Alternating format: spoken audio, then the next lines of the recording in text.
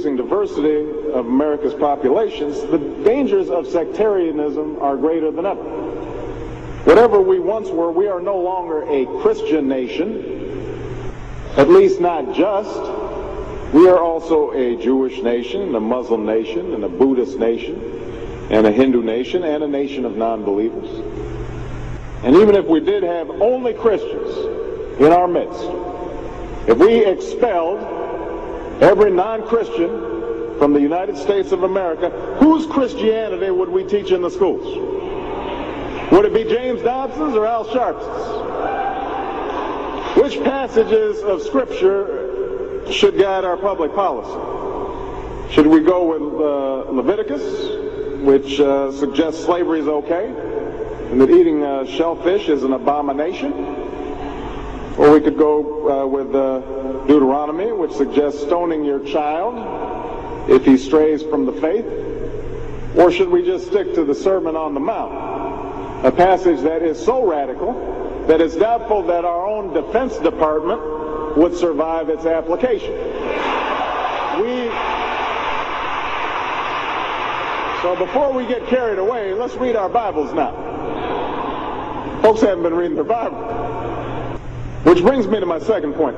Democracy demands that the religiously motivated translate their concerns into universal rather than religion-specific values. What do I mean by this? It requires that their proposals be subject to argument and amenable to reason.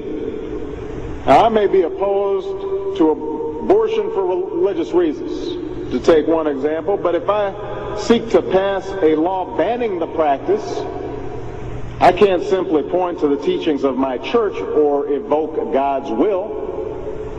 I have to explain why abortion violates some principle that is accessible to people of all faiths, including those with no faith at all. Now, this is going to be difficult for some who believe in the inerrancy of the Bible, as many evangelicals do. But in a pluralistic society, we have no choice.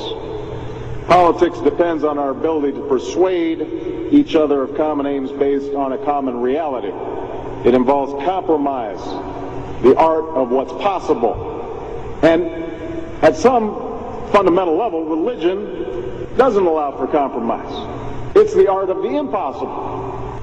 If God's spoken, then followers are expected to live up to God's edicts, regardless of the consequences. Now, to base one's own life on such uncompromising commitments may be sublime, but to base our policy making on such commitments would be a dangerous thing. And if you doubt that, let me just give you an example. We all know the story of Abraham and Isaac. Abraham's ordered by God to offer up his only son. Without argument, he takes Isaac up to the mountaintop, he binds them to the altar, raises his knife, prepares to act as God commanded. Now, we know things worked out. You know, God sends down an angel to intercede at the very last minute. Abraham passes God's test of devotion. But it's fair to say that if any of us leaving this church saw Abraham on the roof of a building raising his knife, we would at the very least call the police and expect the Department of Children and Family Services to take Isaac away from Abraham. We would do so because we don't hear what Abraham hears. We don't see what Abraham sees. And so the best we can do is act in accordance with those things that we all see and that we all hear, be it common laws or basic reason. So we have some work to do here. But I am hopeful that we can bridge the gap that exists and overcome the prejudices that all of us to one degree or another bring to this debate. And I have faith that millions of believing Americans want that to happen. No matter how religious they may be or may not be, people are tired of seeing faith used as a tool of attack.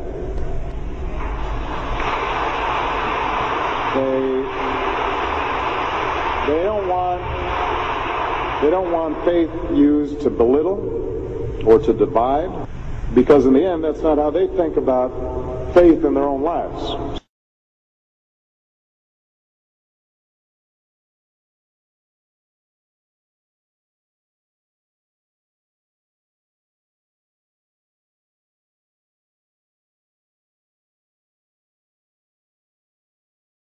This compromise guarantees more than $2 trillion in deficit reduction.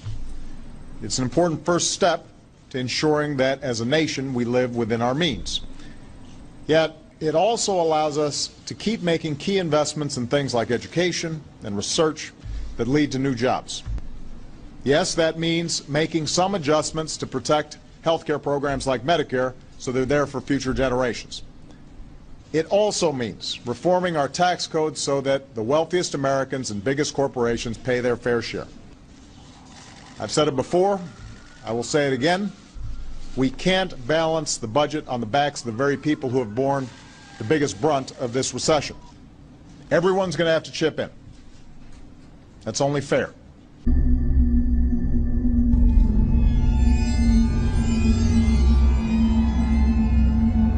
Everyone's going to have to chip in. That's only fair. Everyone's going to have to chip in. That's only fair. That's the principle I'll be fighting for during the next phase of this process. Ele obrigou todas as pessoas, importantes e humildes, ricas e pobres, escravas e livres, a terem um sinal na mão direita ou na testa. Ninguém podia comprar ou vender, a não ser que tivesse esse sinal, isto é, o nome do monstro ou o número do nome dele. Everyone's going to have to chip in. That's only fair. That's only fair. That's the principle I'll be fighting for during the next phase of this process. Se alguém adorar a besta e a sua imagem e receber o sinal na sua testa ou na sua mão, também o tal beberá do vinho da ira de Deus, preparado sem mistura. E a fumaça do seu tormento sobe para todo o sempre.